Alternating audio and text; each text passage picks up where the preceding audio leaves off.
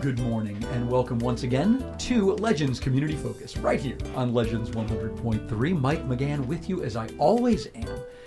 And we talk about topics that are of interest to you and of interest to the community. And today it's going to be really interesting because today there are a number of different areas that we are bringing together to, and don't we need that now being brought together? We really do, especially if it's for a purpose, and especially a strong purpose as we are talking about today. And that is making change through art. Legends loves the arts. We've talked about that over and over. And there are a number of different kinds of art that come together right now to make a difference. And wow, I love it because in the studio with me are some of my very favorite people and some real heavy hitters, not only in the art world, but in the world of change, in the world of helping us to move ahead and come together. And again, it's so desperately needed. And to that end, I'm very happy to have with me Rolando Chang Barrero, who is the owner of the Box Gallery, which is a fantastic, it's an art institution on the Cultural Corridor in West Palm Beach. And yes, that is his own branding, but I love it. Good morning, Rolando. Good to see you. Good morning, Matt. It's wonderful to see you. Always great to have you around, my friend.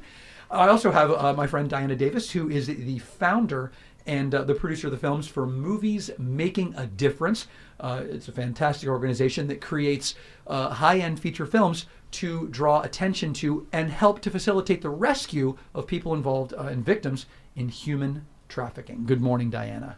Good morning, Mike. Thanks so much for doing this for us all. Of course. Great to see you again. And my new friend, Domenic Esposito, is with us. And Domenic, wow, he's an activist. He's a founder of the Opioid Spoon Project. He is out of Boston, and he has a fantastic exhibition happening at the Box Gallery as well. Good morning, Domenic. Good morning, Mike. Great being here. It's great to have you. So, wow, I love this. There's a lot of artistic power and a lot of light in this room right now.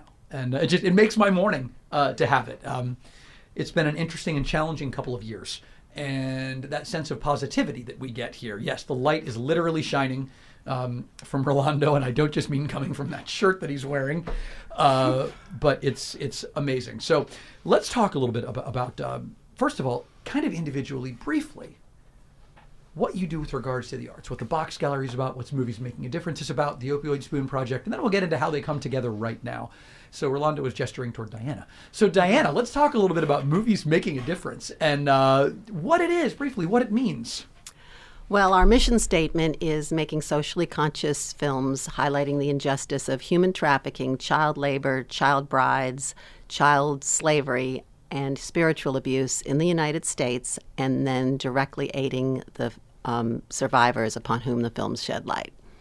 Look at that. I mean, in a nutshell, that's what it is. That's what we do. It's a very powerful thing. And I've had a chance to speak with some of the survivors. And it's an amazing thing. And Movies Making a Difference, the programs that they have, help to create very powerful life change, reclaiming of life in the individuals that they have rescued. And it's a wonderful, wonderful organization. And their website, to check it out, learn a whole lot more, is moviesmakingadifference.org. Just that simple. Moviesmakingadifference.org. So Rolando, the Box Gallery.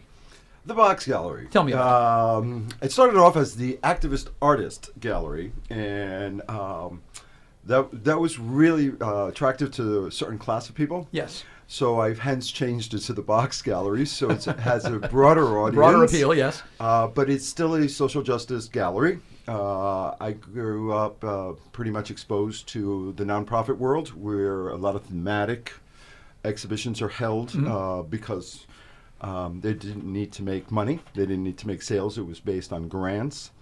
And what I noticed working in the nonprofit system was that we had to follow guidelines. Right. So I decided that I wanted to do social justice exhibitions and socially conscious exhibitions and deal with any topic that I chose to without having to answer to board members or anything like that. So the Box Gallery is social justice, and it's curatorial activism.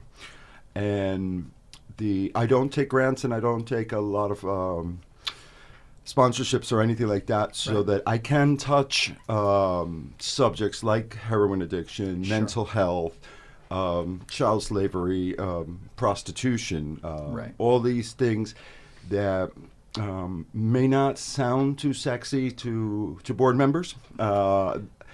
Sure, but there are things not these- everybody wants to touch. Right, and they need to be seen, and I want people to, like Dom, to tell his story about his brother and how the work came about, because those are personal things, and how you said you've met the women from the movie, from Yes. Movies Making a Difference, Yes.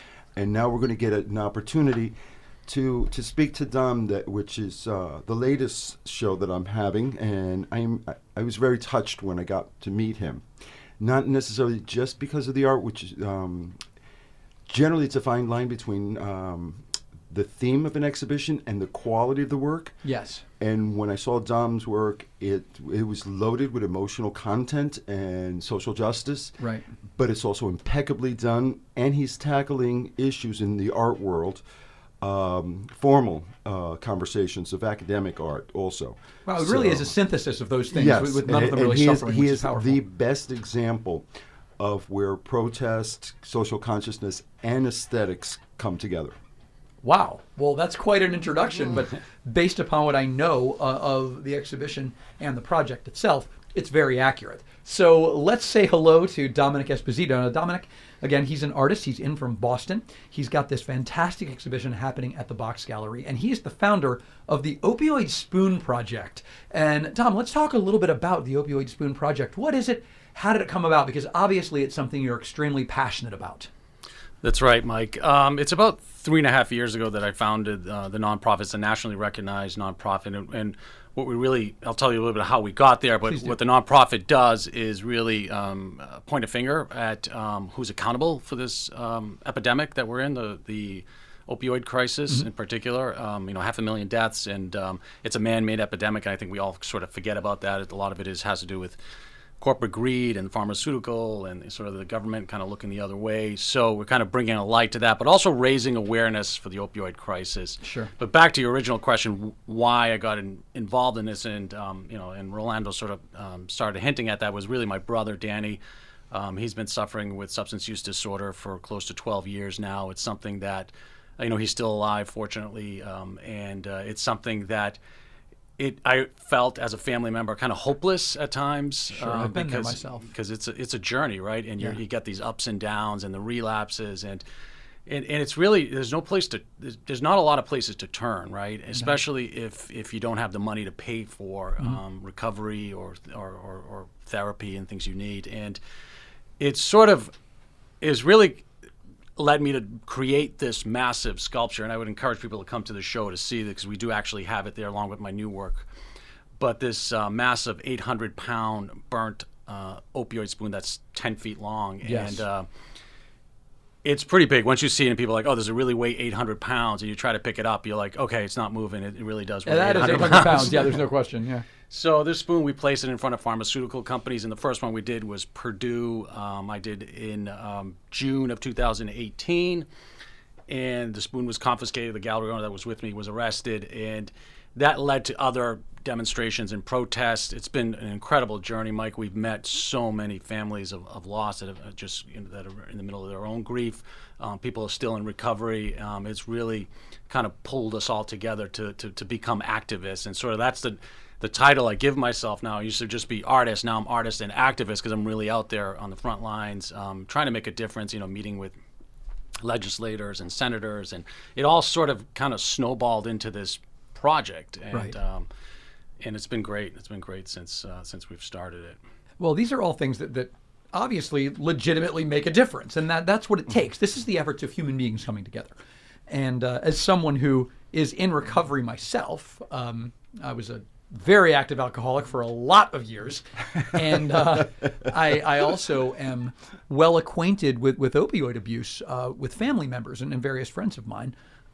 It's an issue that means a lot to me personally as well. So from a personal standpoint, thank you for the work that you're doing on this, because it is one that slips through the cracks. But the funny thing is, human trafficking is the same way.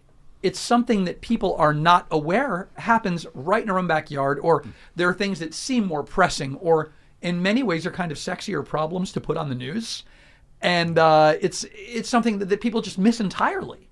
So when these things come together, and the Box Gallery is really kind of the catalyst for this at the moment, because this exhibition is happening and Movies Making a Difference is also involved at the Box Gallery. Yes, we're doing back-to-back presentations. I was invited by Diana to attend a fundraiser a couple of weeks ago. And I'd known Diana. That was a great fundraiser, I've known, by the way. Yes. That was a fantastic thing. And it really brought so much of this to light, watching some of the trailers, meeting some of the survivors. It was really an eye-opening event to be a part of. Yep. And that's where she announced that the Cult Cartel is coming up, which is the new movie. And I was like, it'd be great if we could do the original, which is Cathedral Canyon. And she got so excited. I was like, I wonder if she'll really go for it. And I presented it to her, and she was like, fantastic idea. Yes. So I was like, that's going to deal with the mental health crisis. We have Domenic. I have a lot of friends.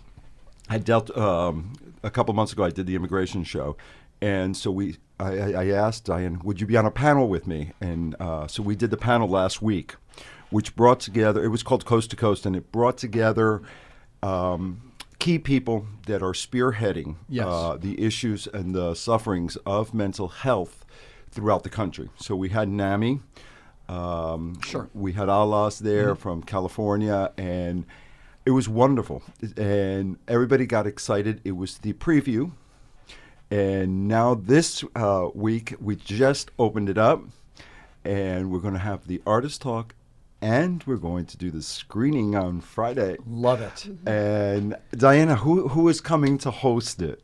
Because we have a lot of great people that were at the fundraiser that are going to host the movie night, right? Yes. Well, Lavinia Baker, who is my best friend here, and since childhood, since we were 7, and when we didn't get into any of the film festivals in the Southwest, I thought, well, if we get into perhaps the Palm Beach International Film Festival, at least I'll have a place to stay. Well, we got in and we won for Audience Choice for Best Feature Film. And that was so cool. We were talking about that with you, and I mean, what a way to start.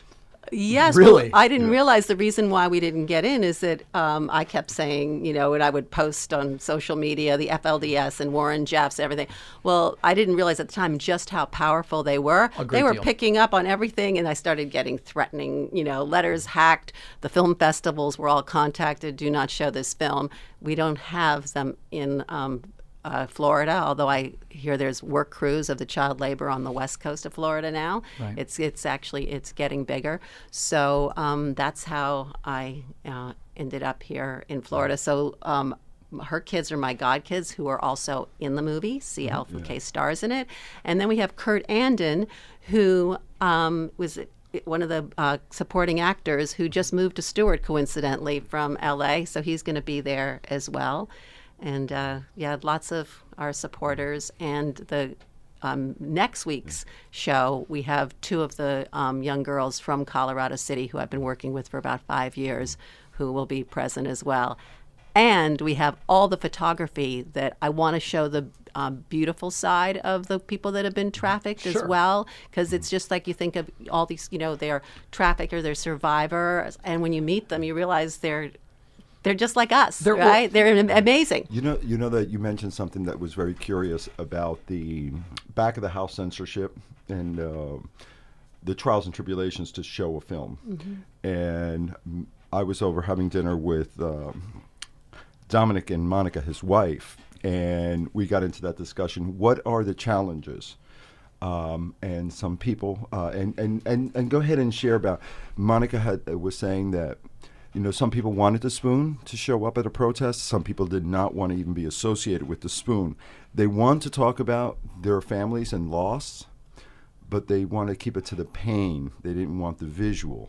They didn't want to address the addiction part of it. How was it that Monica explained that? It's tough because that's a great point, Rolando. And what we've noticed with our project as well is like sometimes there is a stigma attached to opioid and substance use disorder, right? I mean, and So for us, I think, our bigger mission, and I kind of talked a little bit about this, is people always say to me, why, you're raising awareness. People know about the opioid crisis. Well, yes, they do. But like I feel strongly like we're in like the first inning of really kind of taking this to a national in terms of getting legislative action, real money thrown at recovery. And until we get, back to your point, Rolando, but until we get empathy from the entire world, really community outside of the opioid community, because we tend to be kind of introverts, right? Like you have to have these stripes of like, it's just someone's in recovery or someone's lost for you to kind of be part of the community. You can't understand unless you're one of us. Yes, and that needs to end. That needs to end. Yeah. That really needs to end. And I think once we reach that and we reach that empathy of the general population really having, and wanting to fight for us, I think we'll start seeing real change, and that's part of our mission. Right. I think it's interesting because there are two things there that come together beautifully in terms of the Opioid Spoon Project and movies making a difference, and that is putting a human face on it. Right. What happens is, in this case, you're taking something that people look at in terms of statistics. This is a number of deaths. These are the physical and psychological effects. These are the economic ramifications. And then saying, well, sure, but we're talking about human beings, brothers and sisters and mothers and fathers and grandchildren, and saying these are the human beings. These are the people. These are the families that suffer because of what they're going through.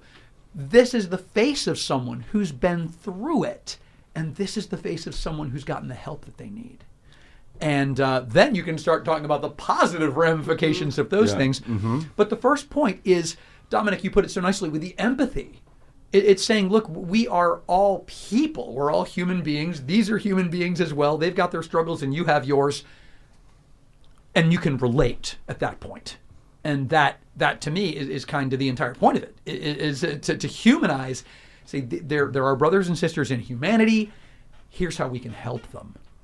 And move from there. And the box gallery, as I said, this is where these things are coming together right now, because between those two things, and let's talk a bit about the actual events, the exhibition and the movies making a difference screenings, how people can attend, when they are, and how that comes together to make a difference. Well, like most things, it's www.theboxgallery.info. Yes, that's info. Info. Boxgallery.info. Yes, not a .com, not a .anything. It's .info. .info. If you want information about the Box Gallery, you look for theboxgallery.info. And we have all the links right on the front page that will take you to the reservations. Yes. We are being real careful with COVID still. Okay. I just had 3 losses in my family in last month. Yes. Including my mom. So I'm taking this very serious. Yes. And while you are able to come in, and we will have beverages and some champagne and all the goodies that you would expect from a gallery. Yes. Because after all, it is a gallery. We are asking people, and they very nicely adhere to the policy, that if they drink, they have to step outside. And while they're inside, they have to have the masks on at all times. And so far for the panel discussion, we had about 40 people come in, which allows everybody to keep a safe distance. Yes. It is 4,000 square feet. Right. The math checks out. Rolando. Yes, the math checks out and everything. We're trying to go to every extreme to accommodate everybody. And right now, I'm in awe of the response that we're getting. The calls for making movies have been coming in. Right. Privately and on the website. And for the Domenic exhibition, we've already sold 2 pieces before even the opening. Wow. Because word has been getting around. So we got a wonderful review on the West Palm Beach magazine with Pedro Peñaval. Yes. Bruce Helander wrote a wonderful critical review of his work. So, and we're not even open yet. So I'm happy. We had Scott Simmons, Scott from Florida. He came by yesterday. So I'm excited. It's been a year since we were closed. And wow, what a weird thought. Yeah, and I'm pretty much the last of the private galleries that's brick and mortar that stayed open in Palm Beach. Yes. Not in Palm Beach, in Beach in County. West Palm Beach. Yeah. Palm Beach has a couple of galleries that are privately owned, and they're still doing good. Yes. But in West Palm Beach, I think I'm the only brick and mortar that survived the COVID pandemic. Right. And it's because of a lot of the support that I get from a number of different people, and by showcasing wonderful artists and great causes. But that's what it is. It's got yeah. a point.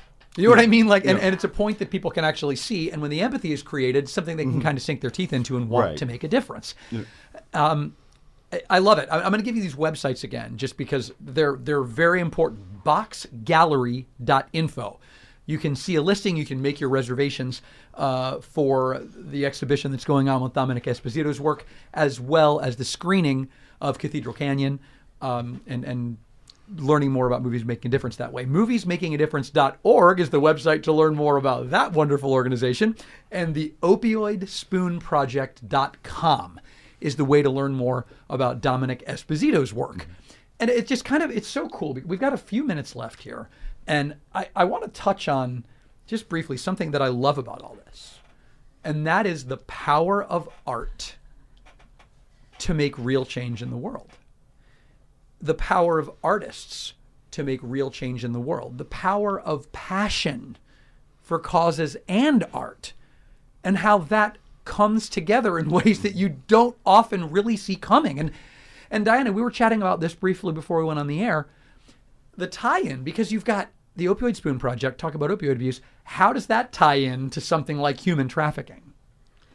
Well, sadly, I would say 95% of all of the young people that are, part of our MAD family, Movies Making a Difference, are addicts. Yes. And because either they were addicts and they were pulled into it that way, child labor, they put the boys on crystal meth, get them to work, wherever, or else the traffickers themselves, so they can't get away, they would go into withdrawal. So it is huge, and the first thing we have to do is get them off of drugs. So people think we're a addiction nonprofit, but actually that's just the way we have to start their life. It's step one. Yeah. I mean, it really is. But the power of it, and the power of movies making a difference to legitimately say, and I've seen video of you actually going and doing a rescue, like picking this girl up and bringing her into the next phase of her life. It's incredible. And Rolando talking about the change that has come in terms of policy because of art, protest art. Right. It's incredible. Well, if people don't, if they still remember, I was in college when we made gay a household name. And Right. it was the power of the posters, the Kissing Doesn't Kill posters, and a number of things. When I first started, I was very young during the AIDS pandemic. And it was the visuals from New York, Chicago, San Francisco, and Paris that brought up a lot of attention. And they were well designed. Right. There are posters that people hand paint and stuff like that, and they're good. But when you have artists taken care of, because artists know how to engage visually, that's their language, and you use a sculpture, you use a film. There's a very famous photograph. You have an MC like yourself. Oh, thank you. Because because a lot of credit goes to MCs. People don't realize that the DJs or the MCs at events, their talent is the word, Right. And how you contextualize it, and you have your fan base. And If I had a tie, I'd be straight yes, right now. But no, thank you. But that's true. And we all work together in the creative fields to present something that otherwise would be in black and white on print. And not everybody has access anymore to printed newspapers, which are going out, Right. or access to news because it costs. So it's up to us to present it in sacred spaces, radio, Well, that's well galleries. put. And then you've got Dom, who is not at all afraid to invade certain sacred spaces, like being right out in front of Purdue, Right. with this 800-pound spoon to say this is what is happening. And the thing is, I think what ties it all together, and this is interesting again, is courage. Yeah. It is the courage to stand up for a belief and the passion about that courage to communicate it in a way that makes sense and makes people get emotionally invested, because that emotional investment is what art does. Art's about becoming emotionally invested. And then there's the charm and then the right cross of here's what we're trying to tell you. You know, movies making a difference does it. The exhibitions at the Box Gallery do it every single time. The Opioid Spoon Project, it's the whole point of it. That's the power of art in making change. And you can experience art that makes that change, and you can help the art to make that change at the same time. Learn more about it. Check out the exhibitions at the Box Gallery. Learn about movies making a difference. Learn about the Opioid Spoon Project. Visit boxgallery.info, boxgallery.info. Visit moviesmakingadifference.org, moviesmakingadifference.org. Visit the Opioid Spoon Project.com. We've got an info, an org, and a com. And if you have any questions about those, by the way, probably the easiest way to do it is to send me an email directly. And I'll give you my email address, which is mmcgann@legendsradio.com. If you have any questions about this program, it's one I'm very passionate about. Send me an email to mmcgann@legendsradio.com, and I'm happy to point you in the right direction. But the bottom line is support local art, support art that really makes a difference and makes a change. And check out the lineup, boxgallery.info. Learn a lot about it. I'm so grateful to have had you all here. Time flies by, and we're already out of it, mind-blowingly enough. Rolando, Chang, Barrero, Diana Davis, Domenic Esposito, thank you all so much for being here and for the work that you do and for being my friends, because I love all of you.